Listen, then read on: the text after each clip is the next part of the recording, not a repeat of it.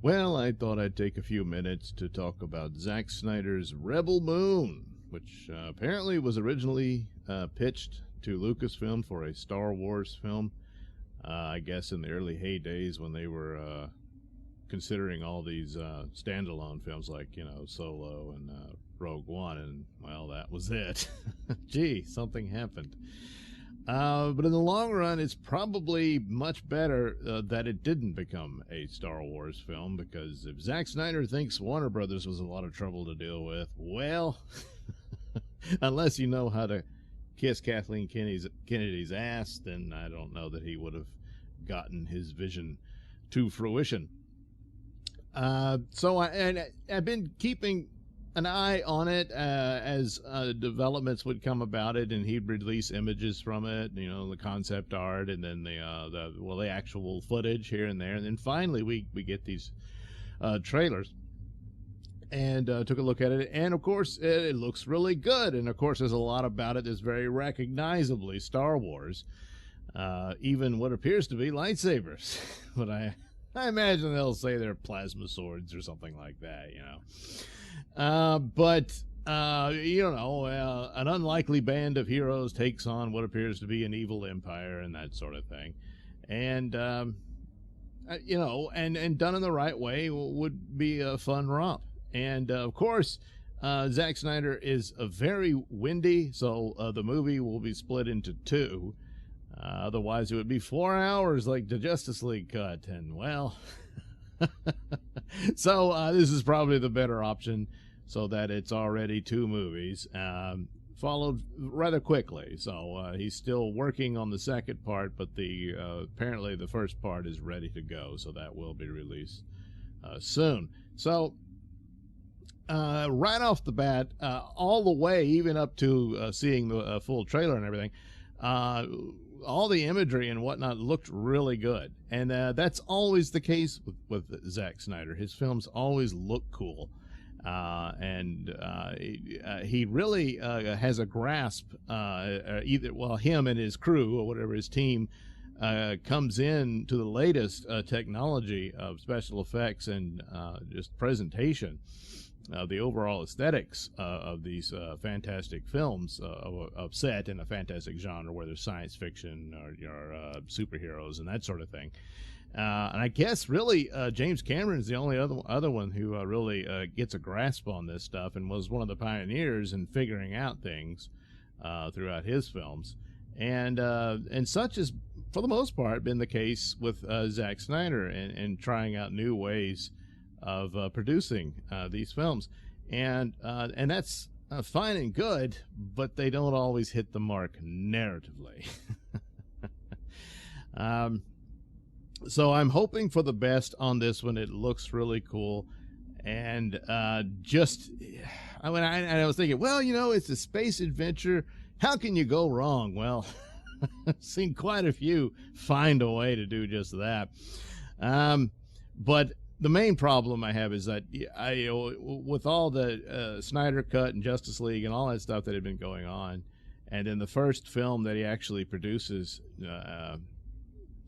after all that was Army of the Dead, which, again, looked cool. And that volume room thing and the new way the projection screens and whatnot of how he recreated Las Vegas, it looks fantastic.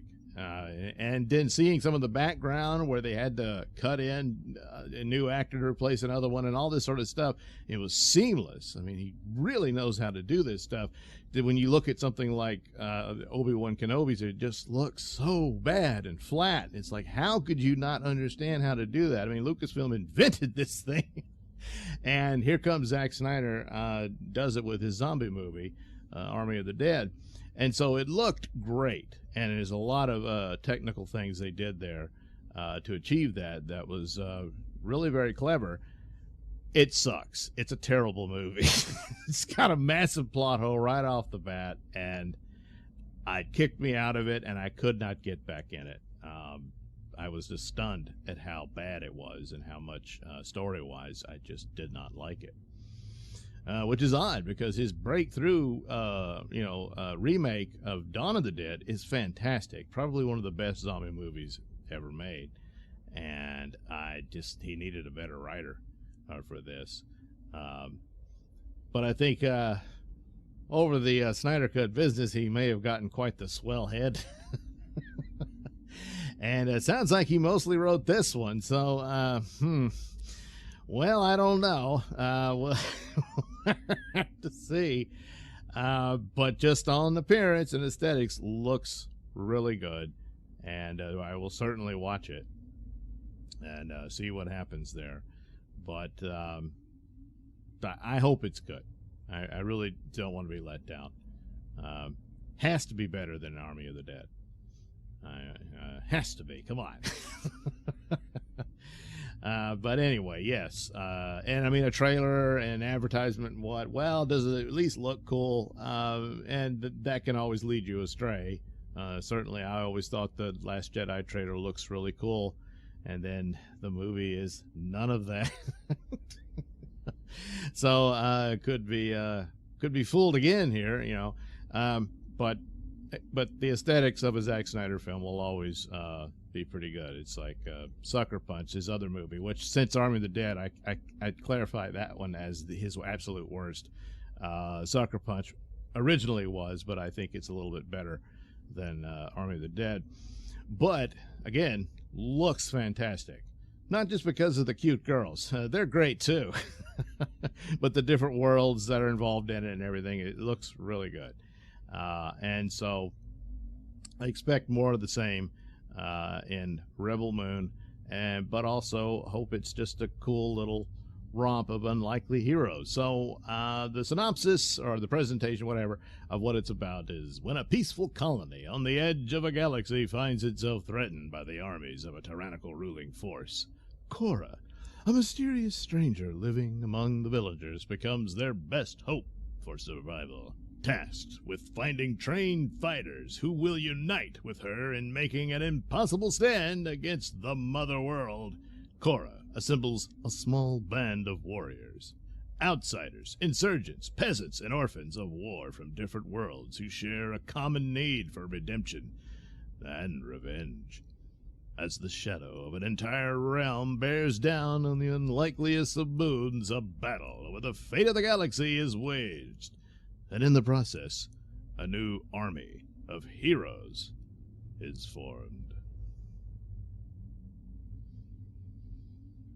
So, Zack Snyder's Rebel Moon, Part 1, A Child of Fire, debuts December 22nd. And we'll see what that's all about.